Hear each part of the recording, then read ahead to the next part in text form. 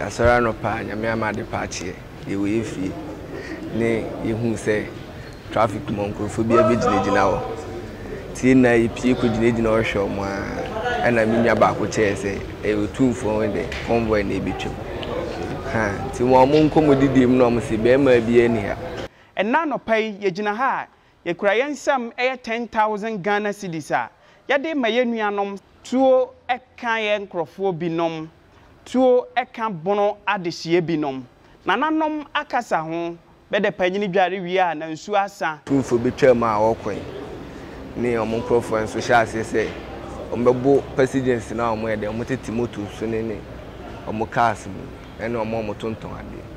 ye nuanom a egina ma bonoman bronchampim diaspora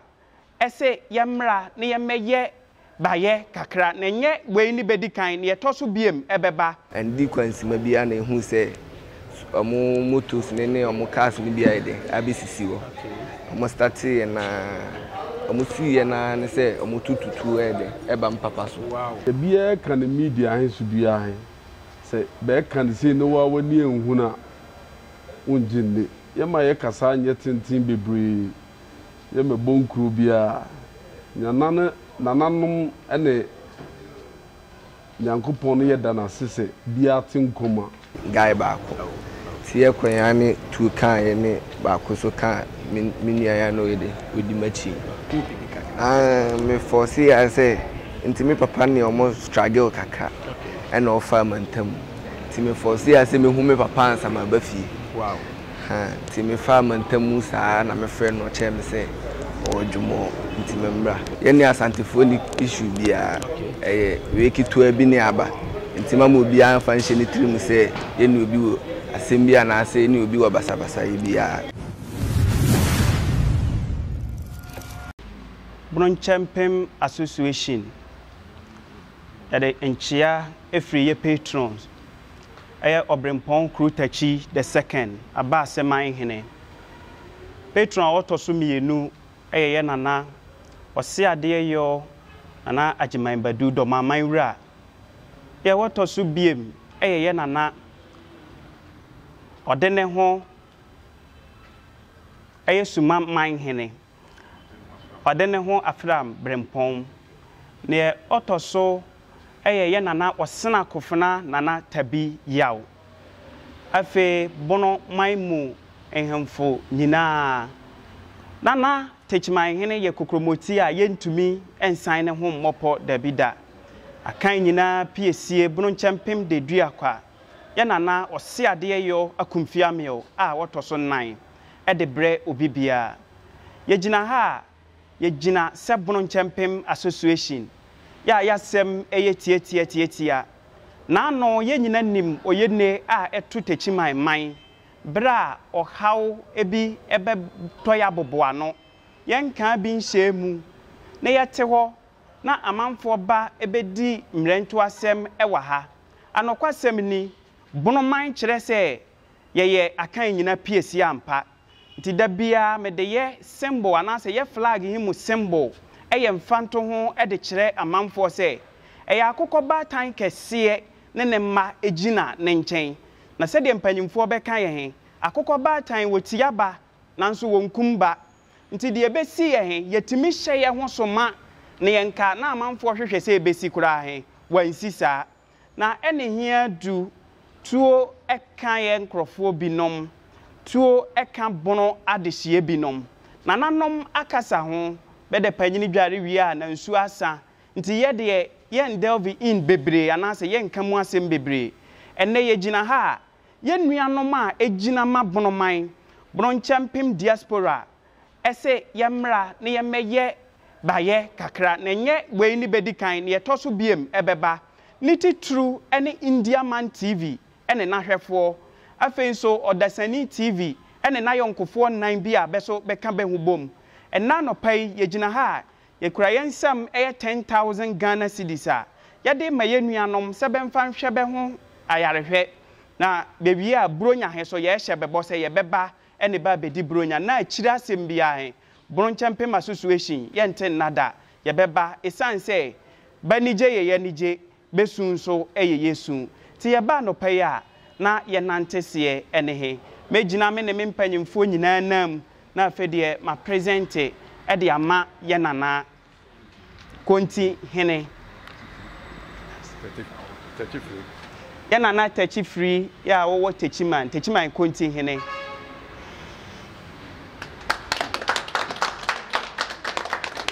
anɔpɛ mɛgyina nananmanem anɔpɛ na yɛde ndaseɛ kɛseɛ ama gyene Bronchampim Association a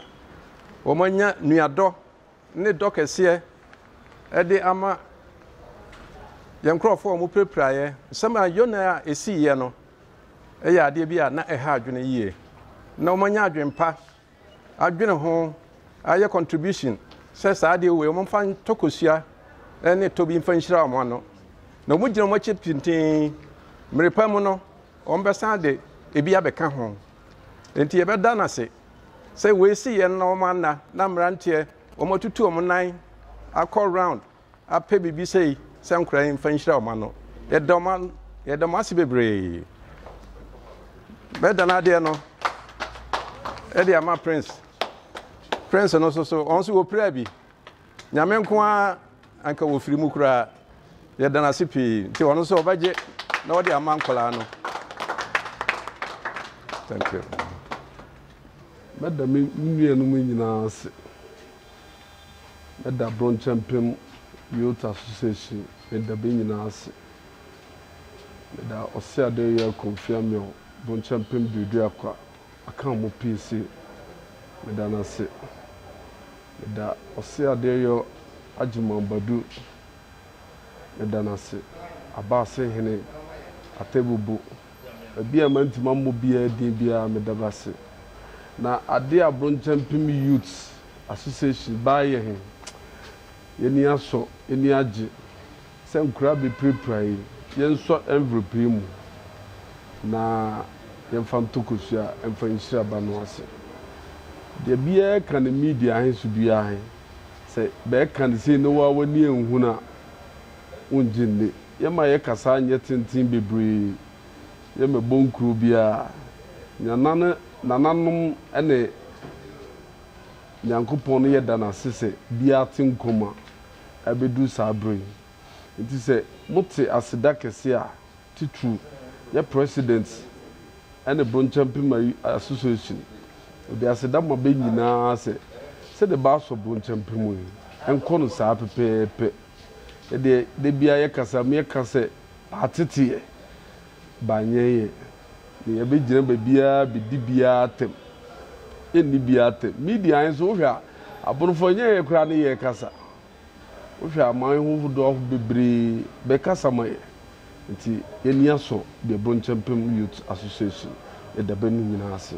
na menka biaa ho Jo senior wohwɛ afei ne nnua bi no mabɛdɔn ne yɛ nti wodin no wobɛsana atim bio ama ahwɛfoɔ nyinaa ate ɛfrɛ me Nana Akunfi Ameyaodua Nana Akunfi Ameyaodua nyame nhyira paa senior wie deɛ yɛtwetwe nkɔmmɔ baako mmienu bi sɛ ahoɔden wɔ hɔ paa nyame adom sio yɛda nyame ase paa na ɛne die kwan so wobɛtumi amma yɛ story ketewa bi about the OCA ne die nti a ɛsii saa ɛne die kwan so yɛde ɛnyɛ kyerɛkyerɛ mu kɛse bi abɔ ne ni kakraba ne deɛ yɛasɔre no paa nyame ama de paakyeɛ yɛwɔ yɛfie ne yɛhu sɛ traffic ma nkurɔfoɔ bi abɛgyinagyina hɔ tie na yɛpie kɔgyinagyina ɔhwɛ ɔmo a ɛna me nua baako kyerɛ sɛ ɛyɛ ɔtumfoɔ de convoy na ɛbɛtwam nti wɔn mo nkɔmɔ didi mu na wɔn si bɛrima bi ani ha nti wɔn mmerɛ a ne ho gyina hɔ mmerɛ a yɛgyina hɔ nti ne yɛ fa ne nɔɔma sɛ yɛde kɔ baabi a saa na yɛso yɛde yɛkɔgyina obi traffic bɛda te sɛ yɛ cars yɛde ɛbɛba nti no after sɛ otumfoɔ bɛtwa mu a wɔkɔn ne wɔn nkurɔfoɔ nso hyɛ aseɛ sɛ wɔn bɛbɔ passengers na wɔn yɛde wɔn tete motor so ne wɔn cars mu ɛne wɔn tontɔn adeɛ nti ɛma abufuo so ba ɛma yɛ boys ne bi so fa mo ne adeɛ yɛde ɛtoto nti ema omo koba na omo nam kwan so ba no na youth no so abo ma no say omo nti ase de nti a mo beka say be ma bia ni kuruma nti na mo mbusu de efui ema mo so science so amo etoto bo mo a ti e de na ye ho na me papa sha say o pam ni na nti no endi kwansi ma bia na ehu say omo motos ne omo cars ni bia de abisisi wo omo start na omo si na ne say omo tututu de eba mpapa so wow na misumenti me hwe ya de me papa fam na na me yese me ko ne nche me ne guy ba ko ti e ko ya ne tu kan ye ne ba ko so kan me nua ya no de odi machi sani si show yada sepa menua wonchiremu a wode amaye nyame enhira wa ndi kan bu bebi me se akra ansoni a aya no so ontimi nhwe wo mmara ne papa gina ho na tuo okọ no so ntino ye se obopini ne papa ane eno ne ma adi esi nti se ne ye ka se wotie se nkra mpo ne toto abo ne de panda ne o hwe nua ye ogina me nchen ye nti pe ye bia o nche da nyini sa onuru ba bi o sakra nti we che se ne mpanyfo no wo hode a no kura nyame anu nka ebe ye hu papa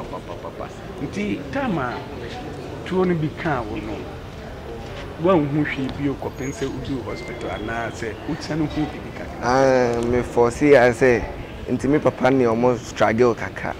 and offer mantam ti me force I say me hu me papa ansa ma ba fie wow ti me fa mantam sa na me friend no che me say o jumo nti me mbra pirani nyina no de na mu a o de o papa oh okay ya me nshira opa enti se no wo peye nua na hu na sanse me ba nya course bebre a bi se wo ba ma ye ne ben ye hu be ne ye nhwe se de abapon university ye nua no uguso a wo hwe no nyame adom na ho order ne papa o da so ejina na so pirane de e baye nenso nyame adom nti apode e da so e wo senior CCA nyame adom onua binom abonofo binom abewa kontu one ba bewo ha akeka bensa se kakra se buronyan anye hwe no ka ebi kura nka woye waduma bi a ka obedanda no ho kakra but enem prenti wanti ni ento a waduma no so nti wone onua no ma hu kraye no onje kakra yi na homfa ento kokobi buronya bere omo se wi enye ya na ebesi omo gusu ade ne maguna kwanso abebebo api ni asem na wo ka kire onua no mabo de me ka kire onua no mabo fo nse na peace na yepe yempe basabasa yobia we yebuno mai mu ha ena de ka kire onua no na nse omo hwe omo hu yi ene omano mo ntuo ma omo nam yene asantefoni issue bia we kitu abi ne aba ntima mo bia anfa nhye ne tirim se yene obi wo asembia na ase ni obi wa basabasa bia so nyame nshira nti mini ya ne se yene asantefoni issue bia menteme ho asikakra bi me baaye no kofa atendibie ne aboto e baaye ye nkyere se bia anfa nhye ne mu entwene tentan entwa dia atwa no atwa na so ono na se bi predia sa opraye no ono momatima gina na so akasa asembia ni hode a wona otifie ne mesro se abo na wototo ba park no aya no wajai sanse you not the nade no agie awie wo a wotencha ne faso bia encheda eniso mpacho menhaw sanse sisi enhu se ahoden na eye yi kakra menhaw nti mejawo na wako nti last word a woka kira ahwefo yi emeka kira ahwefo na ne se nyame adom ne yenuanom pai bonti a ahoden aba ti mi so mo se mo hwe o mana mo ntui na mo hwe mo sie medawase ne akwanya wode amame mejina me mpanyimfo nyina na mu na makasa anokwasem ni me mama seb na yesnapi ebe tietiem osan se obehwe abreko kakra mpanyimfo bede tuo enya chiginafo a ne eto anokwasem ni media bi wo ho na mam tumanu mam modin a na ma ayetiafo na yɛwodi nkan yɛnuanom old bogafoɔ in fact wɔn ayɛ adwuma nwanwaso a aseda eni kabea na yɛde ma ho menka na magya yɛnua yɛbra panyini India Man TV in fact India Man ade aba yɛ he me ebro madwene ne mente ase so na ano kasa ntimi nna base enim se bere papa mbakatua nkasa bono nsamanfo bono nyame bono abosom ebeto nhira agube ne ma be yeso mana kɔ from ufiri hɔ a na wo ba techiman ha ya Adepa TV from day one bibia yebeko bia be nyaye mu eda Adepa for nso ase afenso media houses a ewo techiman nyina the traditional media houses FM stations me modin na magya bi mu nyina ne ho aye he eso yani nti enne saa de fefe ya ekoso yi ohwa yenua India ene so ho dae India Man yenua odasani eba beka ho aye tumi aye saa de we na wa hye ye bokora se ensi ho a mu akese ebeba biem na yenua India so sebe nyono ane sori ye obeye onso fa na modin free baabi nti bonus in the diaspora abonofo a ho ama no ne yetwa mukuruse enne yeda ho ase ne ho aye hiso yani na ye hye ho bo se ye beko akwakosi awieye nti ye ba ha ho ahodin mu ne ama yetimi abeye saa be menya bebre nka menua aseda ne mede bema presido ye da se papa nyame nshira o se wonso wakai papa yenua enumi aye na wonso wada ho ase enye nipa bia na oye ne papa okai ti se wakai na wada ase a nyame enshira wonso bebre no e odo se media for ye dia baba ho anwo wo hai no mo na ho odan kase ni nyina esimo so nyame nshira mo pa sanse bre na bre bia no mu chinam ebo aduma gidigidi oye ma me bia na papa bi kwan ko be kase ne bare ya akora bone ti onko ana omfa no nanso mo de maji akora no na mu guso a mo de enshira mo medase menua wonim bibi yenua inu ma tuo ka be he no kwasem ne se bono de kai na bono be kai be ne bono be kai be china bono be kai ba afeda ne afebo isan se potoka se manka ye be ka se be ye heroes be gina brane se mema sebe ade a binuma ntima anya he mabunu ya danadi nti aso ye nipa ya dabase nti enye se obi enya asembi kan kra se de se panyini bi anka obeka se be ye nkura bone we de ba kira kokuduru ya inculcate the spirit of nationalism e wo be mu na eno ne be danadi no na se de mekan o se ba nya ma na ntrahye so be da akokọ ba tan wo tiaba na wo nkumu ba nti bono akan kuo bi e wo ho o kan ya yetia o na ye nkum ene ne da adi wa presido a kire o ti yetia o ba ye nkum akan kuo bia anyade a bia be ye bia ena bia ne mo ofuma o papa de obetia o kakra. Your favorite way to send money to Ghana is back. We're excited to announce that Tap Send is back and better than ever. After a brief pause, we are happy to resume our mission of providing fast, affordable, and secure money transfers to Ghana. Don't let anybody tell you otherwise. Tap Send is working power. And remember, tell your loved ones abroad to send money through Tap Send to stand a chance to win big in the December Sambra promo. Tap Send. Papa no.